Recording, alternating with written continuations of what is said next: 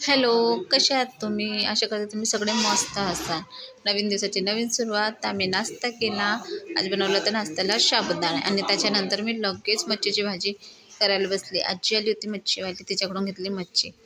कढईत घेतला तेल ओतून त्यामध्ये अद्रक, लसूण आणि कांद्याचा पेस्ट घातला आणि त्याच्यानंतर मी त्याच्यामध्ये तिखट, हळद, मीठ आणि थोडासा सांबार घालून त्याला एकजीव केला आणि मग त्याच्यानंतर मी तिथे टमाटरचा पेस्टही घालून घेतला आणि तो चांगला शिजू दिला जोपर्यंत त्याची त्याचं तेल वरती येत नाही. आणि मग त्याच्यानंतर मी त्याच्यामध्ये थोडंसं पाणी ॲड करून तिला मी झाकून ठेवलं. तर बघा किती छान तरी आली आहे माझ्या ग्रेव्हीला.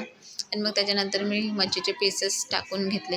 आज संडे होता ना, त्याच्यामुळे आज संडेला मी मच्छीची भाजी केली होती. आणि सकाळी सकाळी ताजी ताजी मच्छीवाली आजी आली होती, त्याच्याकडूनच घेतली होती. खूप छान भाजी पण एवढी छान झाली होती, खूप टेस्टी बनली होती भाजी आणि भाजीचा रस्सा. मग नंतर मी ते सगळी एकजीव केली, पूर्ण ढवळून घेतली मच्छीला आणि मग थोडा वेळ झाकून ठेवली. आणि मग त्याच्यानंतर 5 मिनटातच माझी मच्छीची भाजी तयार झाली आणि खूप छान झाली होती. नंतर बघा हा माझा भांड्याचा पसारा, एवढा भांडे. तुम्ही विचार करत असाल ताईंनो की खरंच एवढे सारे भांडे, बापरे. तर मंडळी, माझे हे नाश्त्याचे, जेवणाचे, स्वयंपाकाचे आणि सायंकाळचे असे सगळे मिळून माझे भांडे होते. मला स्वयंपाक करायला खूप उशीर झाला होता आणि मग मी नंतर करायला बसली, पूर्ण भांडे वगैरे सगळं आवरायला बसली.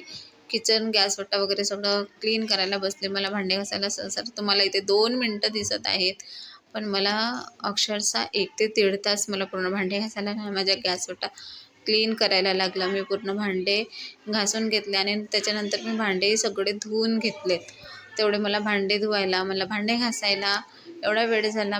माझी भांडे पूर्ण घासून झाल्यानंतर मी एवढी थकून गेली होती, उभं राहून पूर्ण भांडे घासून कम्प्लिटली.